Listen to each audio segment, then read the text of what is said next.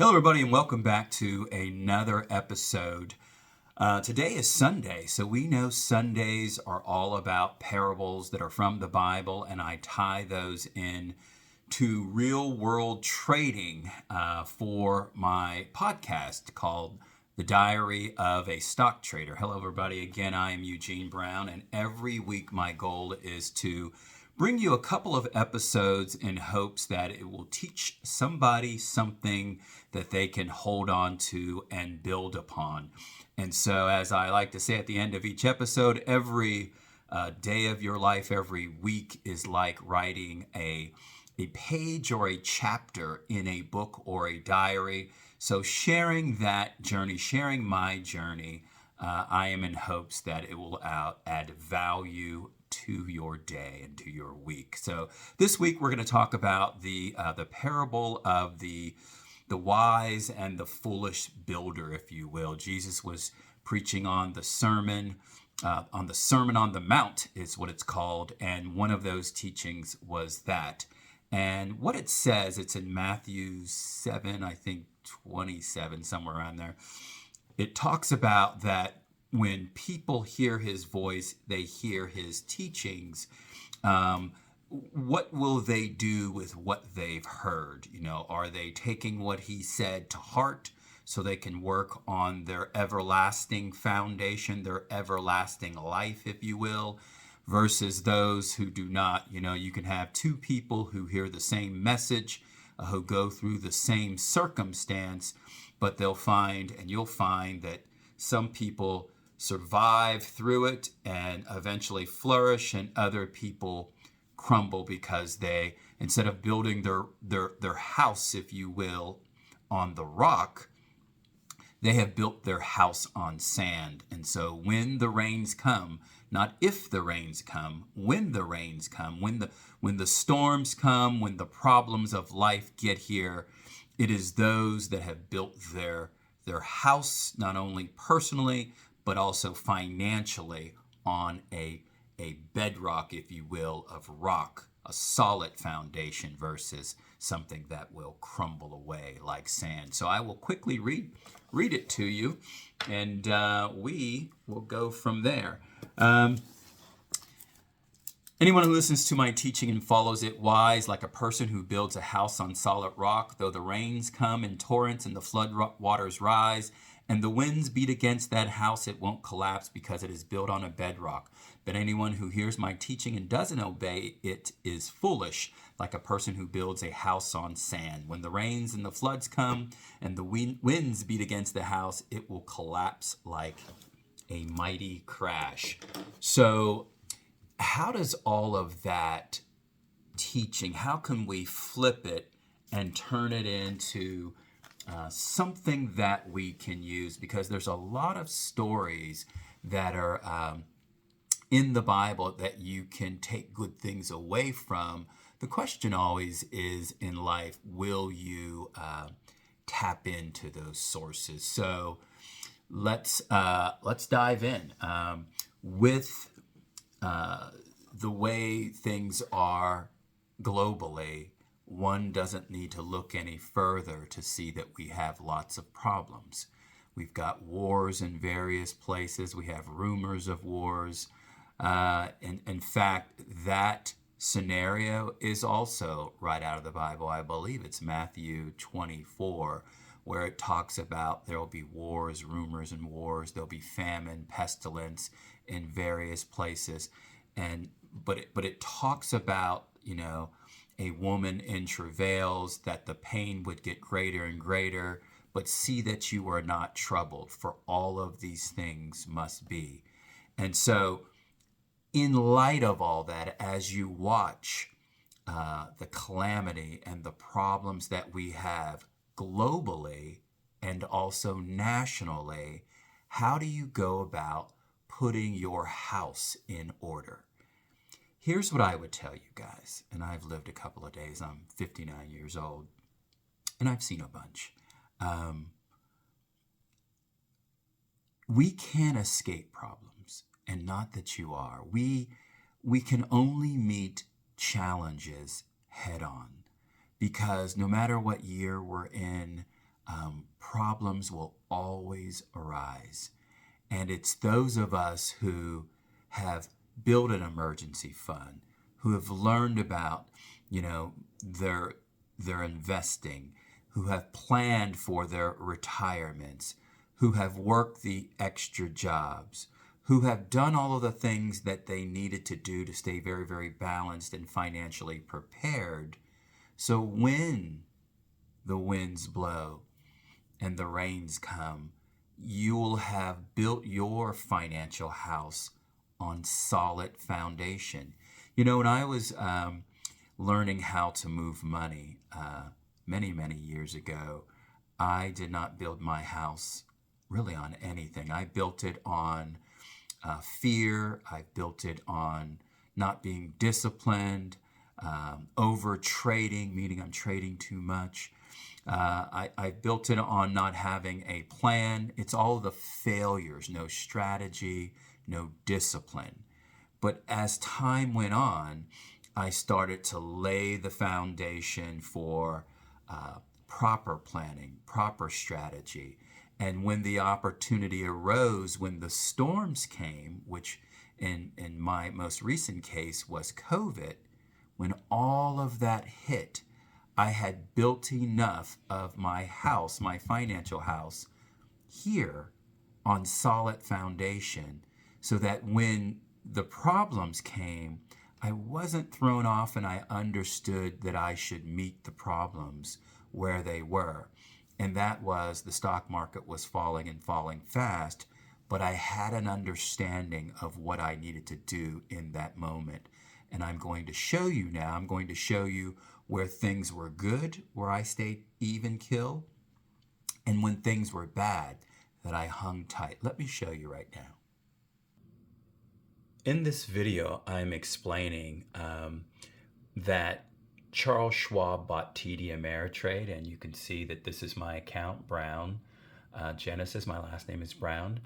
And they were telling us that they weren't moving the chart balances over. So they said if you wanted a copy, you needed to obviously make a copy because it was going away. And because I coach, I knew it was important for me to actually make a copy so that I could show people what was possible. So in light of, today's lesson, we're talking about, when storms came. When the storm came, I initially knew I needed to have some sort of money to get started. And here you can see I started with $477 in March of 2020. And as I moved forward, I added some additional money, about $4,500. So I started with about $5,000 total. And you can see by later that year, I had $299,000. Let me slow it down so you really can see it. I'm going to make this actually bigger. So that's better. So you can see April 2000, and you can see as we moved along, my balance grew, but I'll stop it right there.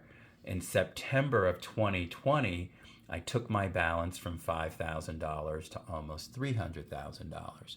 So, I had an understanding of how to, build my financial house on solid ground. And that building of the financial house is equated to, figuratively, the knowledge and the skills that I had developed over time, that I had an understanding, given the market we were in, what I needed to do.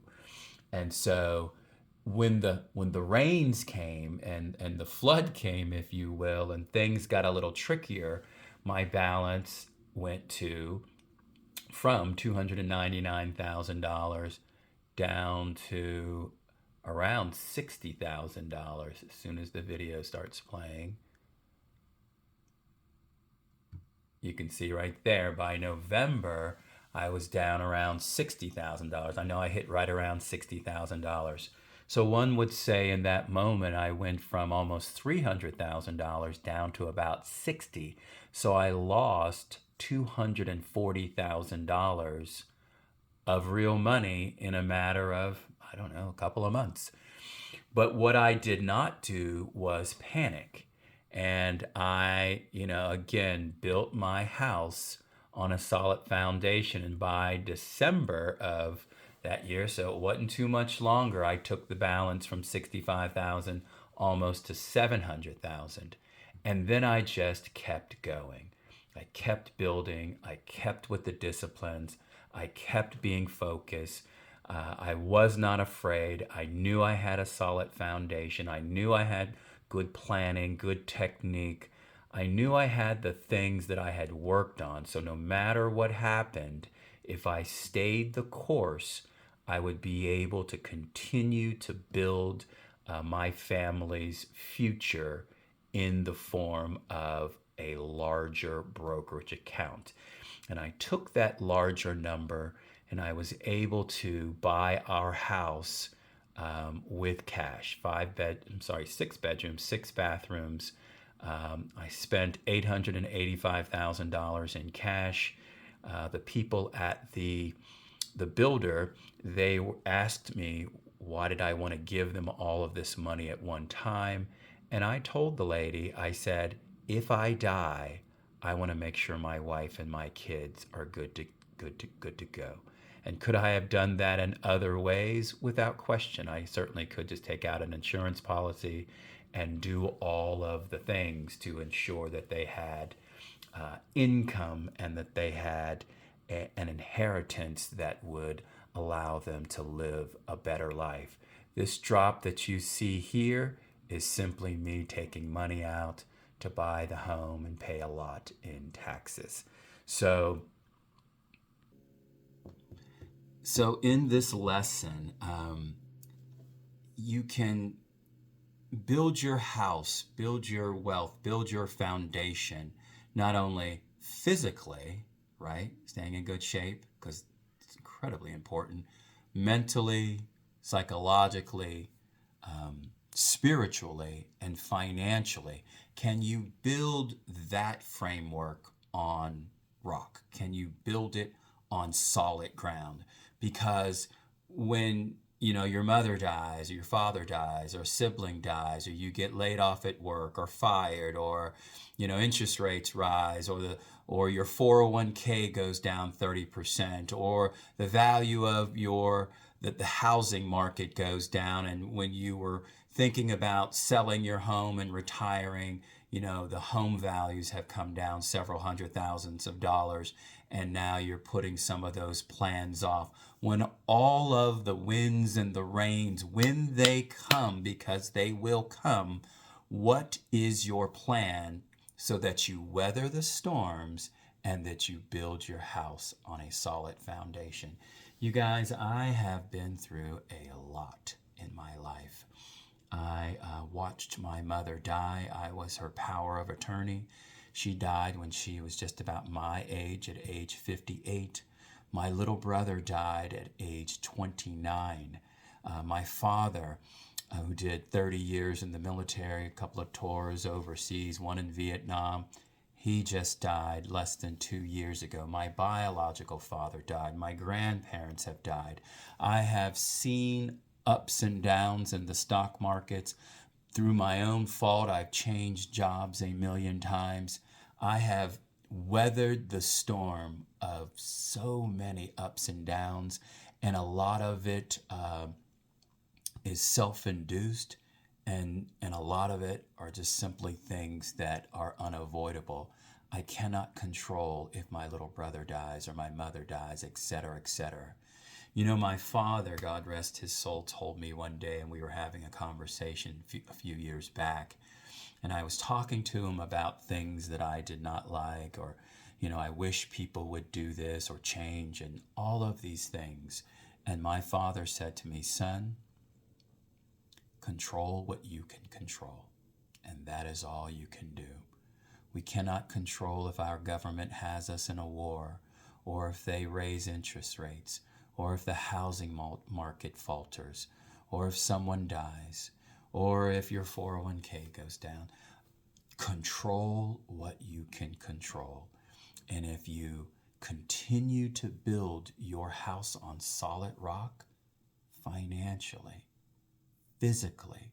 You know, the two things that I always tell my clients and remind them of and remind people of, and that is there are two things you really have to have in life, and that is being happy and being healthy. And if you can do those two things, you're way ahead of the game. So take care of yourself physically, and that includes, between the ears.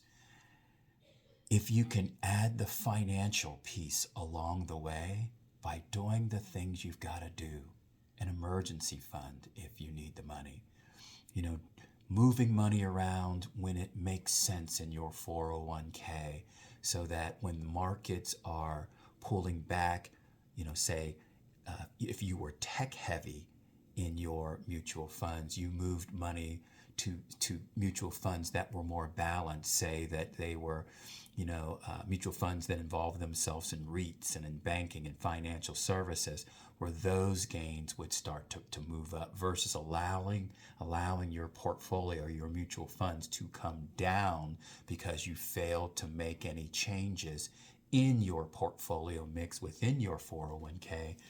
Control what you can control.